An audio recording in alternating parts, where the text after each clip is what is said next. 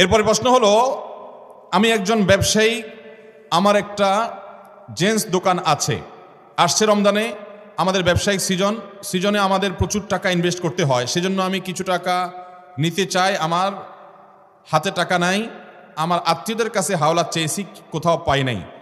আমার এক বড় ভাই বলেছে কিছু টাকা দিবে 1 মাসের জন্য, তবে ওনাকে আমার ব্যবসার লভ্যাংশ হতে কিছু টাকা দিতে হবে। এখন আমার প্রশ্ন হলো, ওনার থেকে এইভাবে টাকা নেওয়া জায়েজ হবে কিনা, যেহেতু উনি লসের হিসাবে নাই, জানালে উপকৃত হব।